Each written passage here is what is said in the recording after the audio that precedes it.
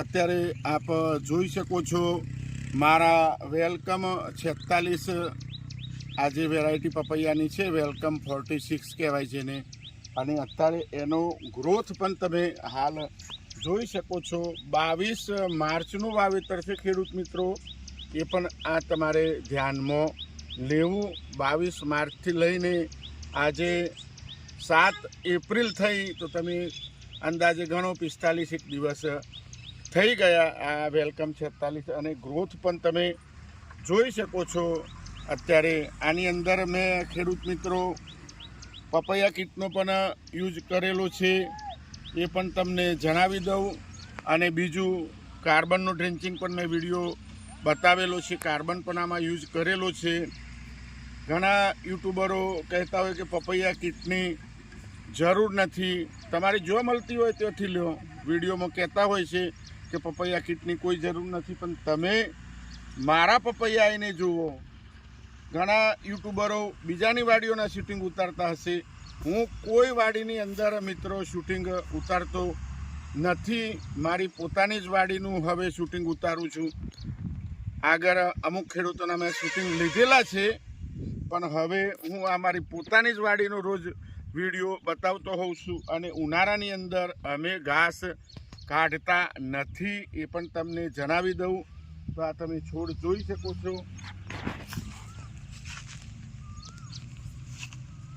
કોઈ છોડ નાના પણ હોય, અને આ વચ્ચે ઘાસ એટલા માટે રહેવા દીધું છે, ટેમ્પરેચર ઊંચું છે તો વચ્ચે કોઈ ઘાસ આપને નડતું નથી.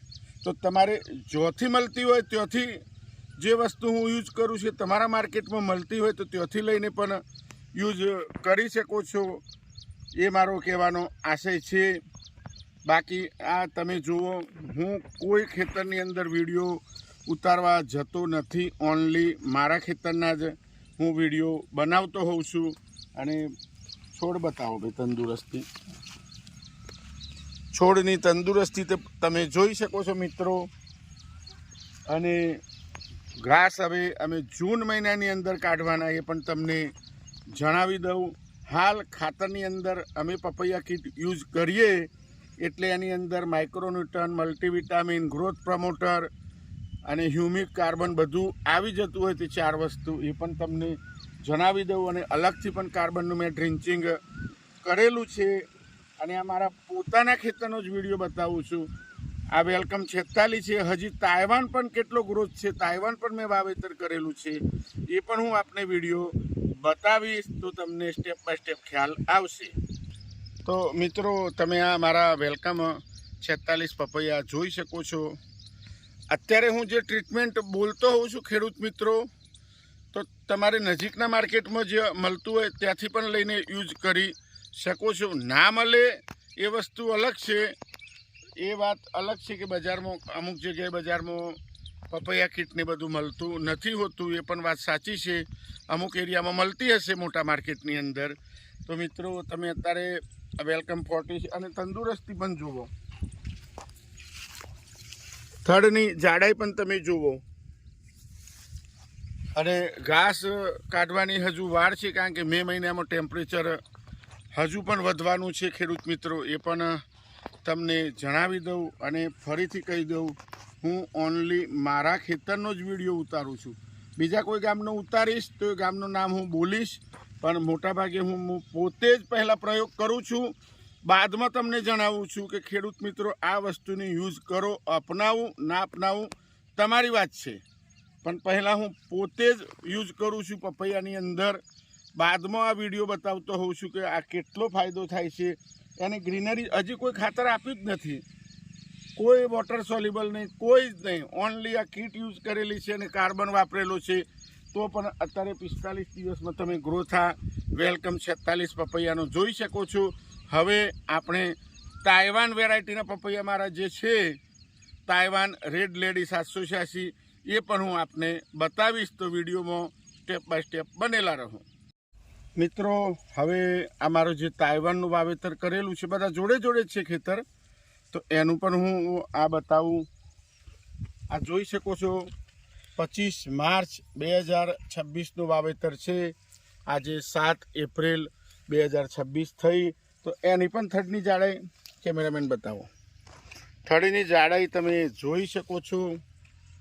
ઘણા યુટ્યુબરો બીજાના ખેતરની અંદર વિડીયો મૂકતા હોય, તમે પોતે પહેલાં પોતાના ખેતરની અંદર પ્રયોગ કરો, બાદમાં બીજાને કહો તો મજા આવે. એ પણ તમને કહી દઉં. ઘણા બીજાના ખેતરમાં શૂટિંગ ઉતારતા હોય, એનો શું મતલબ? આપણે આપણા ખેતરમાં જ પ્રયોગ કરો પહેલાં, અને આપણી વાડી પોતાની સારી બનાવો અને એનું એક ઉદાહરણ આલો તો માર્કેટની અંદર ખેડૂતો પ્રભાવિત થશે.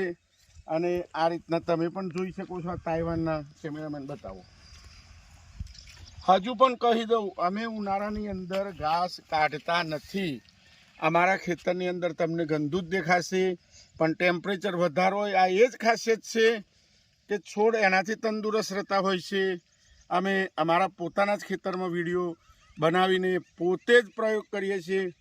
ચાહે કાર્બન નાખીએ, સાપ પાવડર રેડીએ, કોઈ બી ખાતર હોય, પહેલાં અમે પોતાના ખેતરની અંદર યુઝ કરી અને વિડીયો બનાવીને મૂકતા હોય છે. કોઈ પ્રમોશન માટેની આ વાત નથી, પણ ખેડૂતોને યોગ્ય રાહ મળે, સારી આવક થાય અને સારા એવા પૈસા કમાશે તો દેશ પણ સુખી થવાનો છે. સાથે ખેડૂત સુખી થાય તો દેશ પણ સુખી થવાનો છે. તો આ તાઇવાન 786 આ છોડ બતાવો ભાઈ. નીચે ઘાસ પણ તમારે જોઈ લેવાનું. પૂરા ચાસમાં તમને ઘાસ દેખાશે. ઘાસ હોવાથી આટલી 40 ડિગ્રીની અંદર પણ તમને ટેમ્પરેચરની અંદર છોડ લુવાશે નહીં. પાણીનો ભેજ પણ પ્રોપર ફૂલ ભેજ હશે. તમારે જોવું હોય તો જોઈ લેવાનું. ભેજ પણ પ્રોપર રાખવાનો. તમારી જેવી જમીન હોય એ પ્રમાણે પાણી આપશો. હજુ ખાતર તો જૂન મહિનાથી ચાલુ થશે, કારણ કે કીટની અંદર બધા ખાતર આવી જતા હોય છે અને કાર્બન આપવાથી છોડ સીધો મૂળમાંથી ખોરાક ઉઠાવતો હોય છે. અને અમારા પોતાના જ ખેતર ટોટલ તમને કહી દઉં, માનો ના માનો 36,000 છોડનું અમારું વાવેતર ટોટલ છે. તમારે રૂબરૂ જોવું હોય તો એને જોઈ શકો છો. અત્યારે આ હિંમતનગર તાલુકાના હાજીપુર ગામમાં સાબરડેની બાજુમાં આવેલું છે. હિંમતનગર અમારી સિટી નજીક થાય, અહીંથી 5-6 કિલોમીટર. તો હાજીપુર સાબરડેની બાજુમાં આવેલું છે. અમારા પપૈયા જોઈ શકો છો. અને અત્યારે ગરમીની સિઝન હોવાથી બની શકે તો ખેડૂત મિત્રો સવારે જ આવું, બપોરે ગરમીમાં આવું નહીં. મારો મોબાઈલ નંબર તો હું મૂકીશ. તો વિડીયો સારો લાગે તો બીજા ખેડૂત મિત્રોને મૂકી શકો છો. અને તાઇવાનની હાઇટ પણ જુઓ. હાઇટ બતાવો કેમેરામેન. થડની જાડાઈ પણ જુઓ.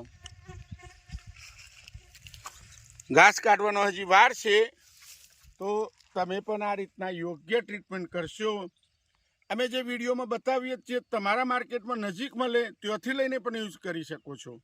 તો અમને ફોન કરવાની પણ જરૂર નહીં પડે. નહીં તો હું ઘણા મિત્રોને એ કહેવા માગું છું, તમે પોતે પ્રયોગ કરો પોતાના ખેતરમાં. બીજાના વિડીયો બતાવીને શું મતલબ? બીજાના ખેતરના આપણે પોતાના ખેતરની અંદર જ પહેલું શૂટિંગ ઉતારીએ, એના પર પ્રયોગ કરીએ. બાદમાં ખેડૂતોને કહીએ તો ખેડૂતને પણ નુકસાન નહીં જાય. એ પણ તમને જણાવી દઉં. તો તમે અત્યારે જોઈ શકો છો. વિડીયો સારો લાગે તો શેર કરજો, લાઈક કરજો, સબસ્ક્રાઈબ કરજો મિત્રો. તો અહીંયા આ વિડીયો હું પૂર્ણ કરીશ.